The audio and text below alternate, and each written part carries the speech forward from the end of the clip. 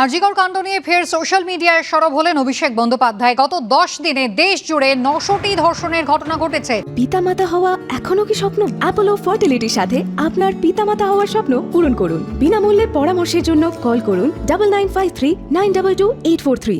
ঠিক সেই সময় আরজিকর মেডিকেলের ঘটনার প্রতিবাদ করছিল গোটা দেশ। বিচার চাইছিল আরজিকর মেডিকেলের ভয়ঙ্কর ঘটনার। দুঃখের বিষয়ে স্থায়ী সমাধান নিয়ে এখনো বিস্তারিত আলোচনাই হলো না। দিনে 90টি, ঘন্টায় 4টি, প্রতি 15 মিনিটে একটি করে ধর্ষণ হচ্ছে।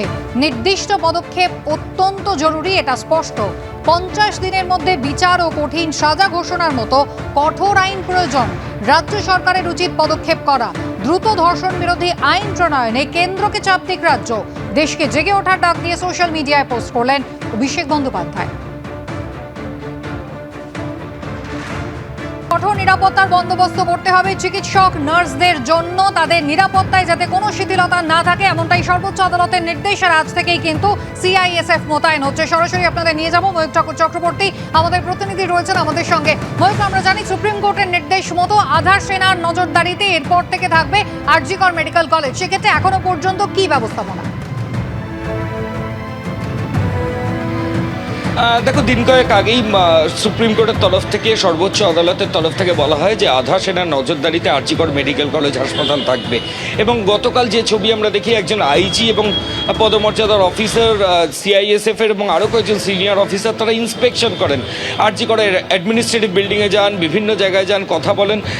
এমনকি লালবাজারে গিয়েও কলকাতা পুলিশের সিনিয়র অফিসারদের সঙ্গে সিআইএসএফের একজন এডিজি পদমর্যাদার অফিসার মিটিং করেন।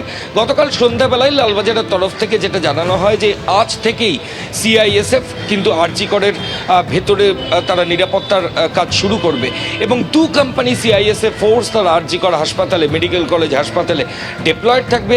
এই 2 কোম্পানি সিআইএসএফ যারা আরজিকরে ডিপ্লয়েড থাকবে, তাদের থাকার যে ইনফ্রাস্ট্রাকচার, সেটা কলকাতা পুলিশের কাছে সিআইএসএফ রিকোয়েস্ট করেছে যে তাদের একটা বন্দোবস্ত করে দিতে, যে তারা কোথায় থাকবেন। কলকাতা পুলিশের তরফ থেকে সেই প্রক্রিয়া তারা চালাচ্ছেন। কিন্তু আমাদের কিছু স্পেসিফিক প্রশ্ন ছিল। এতদিন পর্যন্ত আরজিকর মেডিকেল কলেজ হাসপাতালের ভেতরে একটা আউটপোস্ট ছিল, যেখানে 2 জন ইন্সপেক্টর, 26 জন civic volunteer, ASI, sub inspector এরা ছিলেন। সিআইএসএফ আরজিকরের ভেতরে আসার পর এই যে আউটপোস্ট, যেটা লালবাজার থেকে কন্ট্রোল হতো, তারা কি ফাংশনাল থাকবে না ডিফাঙ্কড হয়ে যাবে? এই প্রশ্নের উত্তরে লালবাজারের তরফ থেকে যেটা বলা হয়েছে যে সিআইএসএফ ভেতরে নিরাপত্তার যাবতীয় বিষয়টা দেখবে এবং Kolkata police law and order, অর্থাৎ আইন শৃঙ্খলা বিষয়টা দেখবে। এখন যেটা প্রশ্ন, আরজিকর হাসপাতালের ক্যাম্পাসের ভেতরে যদি সিআইএসএফ দখল নেয় আর কিছু সময়ের মধ্যেই, কলকাতা পুলিশের অফিসিয়ালসরা এই ল অ্যান্ড অর্ডার যে দেখার বিষয়টা, সেটা কি হাসপাতালের ভেতর থেকে দেখবেন না বাইরে থেকে দেখবেন? কোনো সুস্পষ্ট ইঙ্গিত এখনো পর্যন্ত পাওয়া যায়নি। তবে যে খবর পাওয়া যাচ্ছে, আর কিছুক্ষণের মধ্যেই 2 কোম্পানি সিআইএসএফ তারা আরজিকরে চলে আসবেন।